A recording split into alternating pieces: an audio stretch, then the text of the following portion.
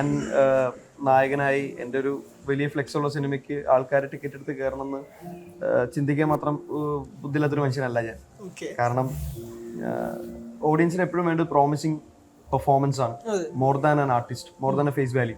So എന്നെ സംബന്ധിച്ച് എൻ്റെ ഉണ്ടായിരുന്ന ആകെ ഒരു വഴി എന്ന് വെച്ച് കഴിഞ്ഞാൽ ഓഡിയൻസിലേക്ക് ഞാൻ ഡാൻസർ മാത്രമല്ല ആക്ടറും കൂടിയാണ്, എനിക്ക് ആക്ട് ചെയ്യാൻ ഇഷ്ടമാണ്, സിനിമയിൽ അഭിനയിക്കാൻ ഇഷ്ടമാണ് എന്നുള്ളത് അറിയിക്കുക എന്നുള്ളതായിരുന്നു എൻ്റെ ഫസ്റ്റ് സ്റ്റെപ്പ്. സോ ആ സ്റ്റെപ്പാണ് ഇപ്പോഴും ഞാൻ ചെയ്തുകൊണ്ടിരിക്കുന്നത്.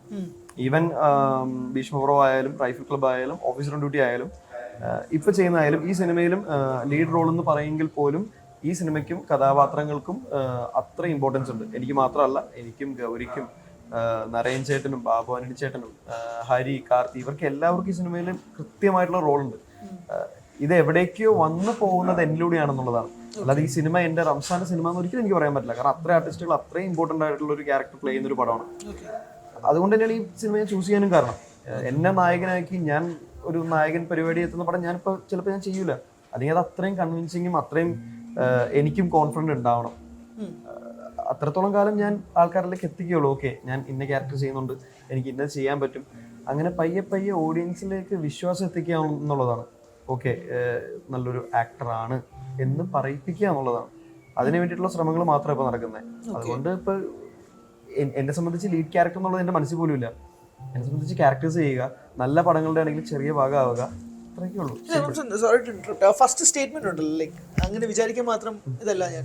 ബട്ട് ഒരു തോട്ടിൽ ബിലീവ് ചെയ്യുന്നില്ല, ഒരു നല്ല കണ്ടന്റ് ആണെങ്കിൽ എനിക്കത് പുൾ ഓഫ് ചെയ്യാൻ പറ്റുമെങ്കിൽ ഓഡിയൻസ് അതിനകത്ത് വരും എന്നുള്ളത്. അങ്ങനെയാണല്ലോ ഇപ്പൊ പുതിയ നായകന്മാർ വരിക എന്നുള്ള തോട്ട് വരുന്നത് ആ ഒരു ബേസിലും കൂടെ അല്ലേ? കറക്റ്റ്. അത് എന്നെ സംബന്ധിച്ച് എന്നെ ഈ ഒരു പടത്തിൽ നായകനായിട്ടെന്ന് പറയാൻ എന്നെ ആരും വിളിച്ചിട്ടില്ല. എന്നെ കണ്ടേക്കുന്നത് ഡാൻസർ ആയിട്ടാ. അതെ. അപ്പം അവർക്കൊരു റംസാൻ അഭിനയിക്കൂ എന്ന് എൻ്റെ അടുത്ത് ഓഡീഷൻ എന്നപ്പോൾ ചോദിച്ചിട്ടുണ്ട്. റൈഫിൾ ക്ലബിന്റെ ഓഡീഷന് എന്നെ വിളിച്ചിട്ട് ജസ്റ്റ് ഒന്ന് അറ്റൻഡ് ചെയ്യാമെന്ന് ചോദിച്ച് ഞാൻ ഓഡിഷൻ പോയി അറ്റൻഡ് ചെയ്ത് കഴിഞ്ഞപ്പോഴാണ് കാസ്റ്റിംഗ് ഡയറക്ടർ പറഞ്ഞത്, നീ അഭിനയിക്കൂലേ? എനിക്ക് അറിയില്ലായിരുന്നു. റൈഫിൾ ക്ലബിന്റെ മനസ്സിലായില്ലേ? Even for officer on duty എന്നെ ഓഡിഷൻ വിളിക്കുകയാണ് ചെയ്തത്. അപ്പൊ ഈ ഡൗട്ട് എല്ലാവരുടെയും ഇപ്പോഴും ഉണ്ട്. ഈ പടം ഒഴിച്ചു കഴിഞ്ഞാൽ ബാക്കി എല്ലാം ഓഡിഷൻ പ്രോസീജിയേഴ്സിലാണ് പോയിട്ടുള്ളത്. ഈ പടവും എനിക്ക് തോന്നുന്നു ഈ പടം ഓഡിഷൻ ഉണ്ടായിരുന്നില്ല. പക്ഷെ എന്നാലും ഞാനും ബിബിൻ ചേട്ടനോട് ഒരുപാട് സംസാരിച്ചു. ചേട്ടാ ഉറപ്പാണല്ലോ അല്ലേ?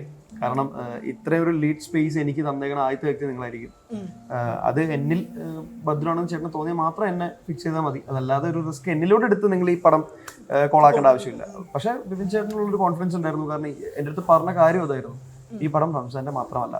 അത് കൃത്യമായിട്ട് കഥ കേട്ടപ്പോൾ എനിക്ക് മനസ്സിലായി, ഈ സിനിമ വിജയിച്ചാൽ അതിന്റെ ഗുണങ്ങൾ റംസാന് ചെയ്യും, അതിന്റെ കൂടെ നിൽക്കുന്ന ബാക്കി എല്ലാ ആർട്ടിസ്റ്റുകൾക്കും ചെയ്യും. അല്ലാതെ നായകൻ കൊണ്ടുപോയ ഒരു സിനിമ എനിക്ക് ആ ടൈപ്പിൽ ഒരിക്കലും ഇതിൽ നിന്ന് വേണ്ട, കിട്ടിയാലും ഞാൻ വേണ്ടെന്ന് പറയും. കാരണം ഇതെല്ലാവരും അത്ര എഫേർട്ട് എടുത്തിട്ടുള്ള പടമാണ്.